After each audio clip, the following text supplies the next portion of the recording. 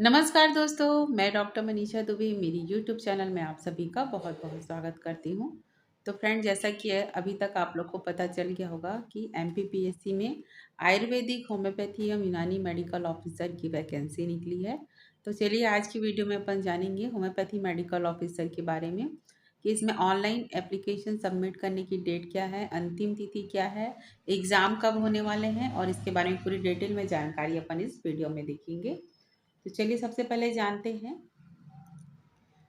तो इसके एमपीपीएससी के साइट में आप जाके देखेंगे तो आपको ये एप्लीकेशन देखने को मिलेगा, जिसमें विज्ञापन में आपको परीक्षा की तिथि दी गई है, ऑनलाइन आवेदन करने की अंतिम तिथि दी गई है एवं प्रवेश पत्र की उपलब्धता दी गई है। तो इस वीडियो में अपन इसके बारे में पूरी डिटेल में जानकारी देखेंगे कि कितनी वैकेंसी है। तो चलिए जानते हैं इसमें। तो ये दिया गया ऑनलाइन आवेदन करने की अंतिम तिथि दी गई है 12/4 रात्रि 12 बजे तक। ठीक है, 12 अप्रैल को लास्ट डेट है आपके ऑनलाइन एप्लीकेशन सबमिट करने की। एग्ज़ाम की डेट दे दी गई है जो कि है 7 जून को आपका एग्ज़ाम होगा। और प्रवेश पत्र उपलब्धता, ठीक है, तो एडमिट कार्ड आपको कब मिलेगा? 28/5 को आपको एडमिट कार्ड मिल जाएगा इसके लिए। ठीक है, और भी डिटेल में जानकारी देख लेते हैं। इसमें ऑनलाइन एप्लीकेशन कब भर सकते हैं आप? 13/3/2026 से। ठीक है, तो 13 मार्च से लेकर के आप 12 अप्रैल तक आप ये एप्लीकेशन ऑनलाइन सबमिट कर सकते हैं। तो इस अभी अब बहुत समय आप लोग के लिए। तो आप लोग इसमें देखिएगा, 13 मार्च से एप्लीकेशन ऑनलाइन एप्लीकेशन आप सबमिट कर सकते हैं 12 अप्रैल तक के। और इसके वेबसाइट पे जाके आपको इसके डिटेल में जानकारी और मिल जाएगी। इसमें दिया गया है 13 अप्रैल दिनांक से 19/4/2000 तक आप इसमें एप्लीकेशन सबमिट कर सकते हैं। और विलम्ब शुल्क शुल्क कितना लगा? यदि आप लेट हो गए एप्लीकेशन सबमिट करने में तो 3,000 करीब इसमें आपको ऑनलाइन विलम्ब शुल्क देना पड़ेगा। 20/4/2026 से 13/5/2026 तक यदि आप ऑनलाइन एप्लीकेशन करते हैं, यदि आप लेट हो गए हैं तो फिर आपको 25,000 तक का भी विलम्ब शुल्क देना पड़ सकता है। विलम्ब शुल्क के साथ भरे हुए ऑनलाइन आवेदन पत्रों में त्रुटि सुधार प्रति पत्र 50 रुपीज़ रहेगा। ठीक है, यदि आप ऑनलाइन एप्लीकेशन भर रहे हैं और इसमें यदि कोई गलती है तो आपको एक्स्ट्रा 50 रुपीज़ चार्ज करके आपको उसमें सुधार करना पड़ेगा। ठीक है, तो इसके लिए भी जानकारी दी गई है इसमें। आयु की गणना की गई है 1 जनवरी 2026 के संदर्भ में की जाएगी। आयु की गणना हेतु वही जन्म तिथि मान्य होगी जो अभ्यर्थी की 10वीं की अंक सूची में अंकित है। ठीक है, 10th के मार्कशीट में जो आपकी जन्म तिथि निर्धारित की गई है वही डेट इसमें मान्य की जाएगी। तो ये ध्यान दीजिएगा आप लोग। उपरोक्त परीक्षा के लिए अभ्यर्थी द्वारा परीक्षा शुल्क भुगतान credit debit card internet banking द्वारा किया जाएगा। तो ये बताया गया है इसमें।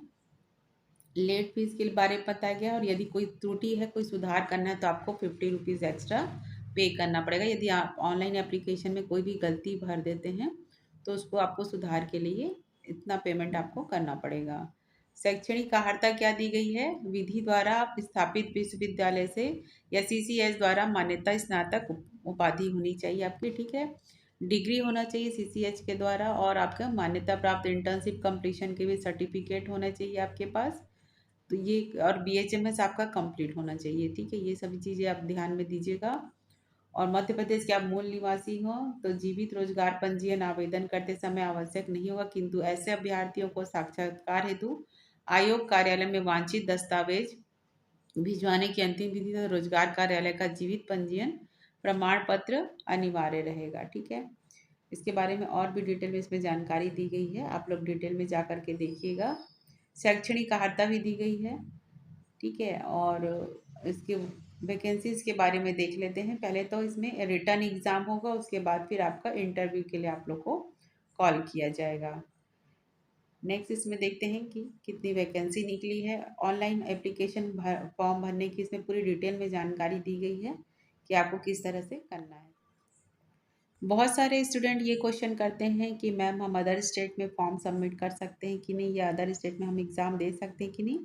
तो हाँ, आप अदर स्टेट में एग्ज़ाम ज़रूर दे सकते हैं, लेकिन आप वहाँ पे सिर्फ जनरल कोटे की आधार पे ही एग्ज़ाम दे पाएंगे। ठीक है, वहाँ पे स्टेट कोटा का जो रिजर्वेशन रहता है वो उसका बेनिफिट आपको नहीं मिलेगा।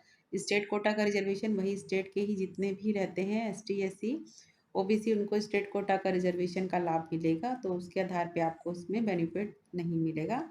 आप जनरल कोटे में आप एग्ज़ाम दे सकते हैं। तो चलिए इसमें देखते हैं कितनी पोस्ट है। तो इसमें टोटल 34 पोस्ट निकले हैं फ्रेंड्स, जो कि बहुत ही कम है। आप लोग सोच भी रहे होंगे बहुत ही कम वैकेंसी निकली है, जिसमें कि जनरल के लिए 11 पोस्ट है, एससी के लिए 5 है, एसटी के लिए 6 है, ओबीसी के लिए 9 है, ईडब्ल्यूएस के लिए 3 है। उसी तरह महिलाओं के लिए रिजर्व कोटा रहता है, जिसमें जनरल के लिए 4 पोस्ट है, एससी के 2 है, एसटी की 2 है, ओबीसी की 3 है, ईडब्ल्यूएस की 1 है। उसी तरह मध्य प्रदेश के मूल निवासी दिव्यांगजन हेतु आरक्षित पदों की संख्या दी गई है। तो उनके लिए एलडी की है 0, बीएच की है 1 एंड एच की है 2 एंड एमडी की है 1। ठीक है, तो बहुत ही कम वैकेंसी निकली है।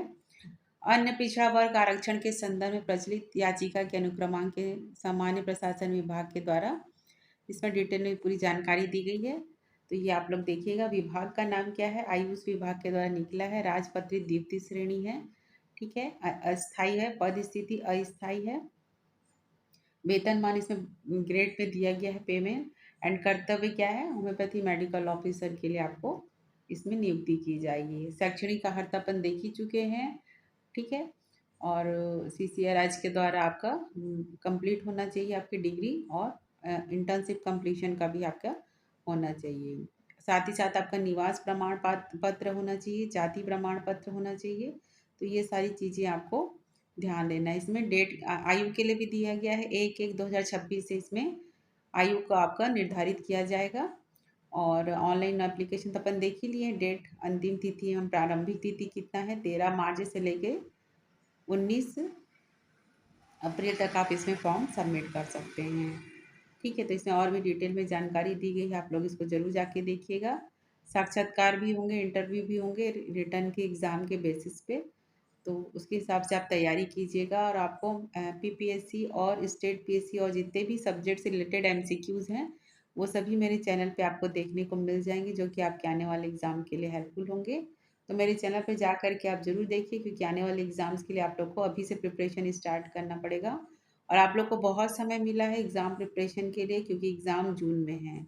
इतने पहले से कहीं भी आपको देखने को नहीं मिलेगा। बहुत समय मिल रहा है आप लोग को एग्ज़ाम प्रिपरेशन करने के लिए। तो आप लोग अभी से अपना तैयारी शुरू कर दीजिए। और मेरे चैनल पे आपको एमपीपीएससी, यूपीपीएससी, साथ ही साथ बहुत सारे एमसीक्यूज़ और क्वेश्चंस पेपर देखने को मिलेंगे। और ये सभी क्वेश्चन इन सभी एग्ज़ाम में कॉमनली पूछे जाते हैं। तो आप लोग जा कर के मेरे चैनल पे सभी क्वेश्चंस को सॉल्व करिए, देखिए, और अपनी तैयारी आज से शुरू कर दीजिए। ठीक है, क्योंकि वैकेंसी बहुत कम है, पोस्ट बहुत कम है। तो आपको बहुत अधिक कड़ी मेहनत करनी पड़ेगी एक पोस्ट को पाने के लिए। तो चलिए आज का वीडियो ही पर एंड करती हूँ फ्रेंड्स। होप करती हूँ ये इन्फॉर्मेशन आपके लिए हेल्पफुल होगा। मिलते हैं नेक्स्ट वीडियो में, तब तक अपना ख्याल रखिए। Take care, thank you and best of luck.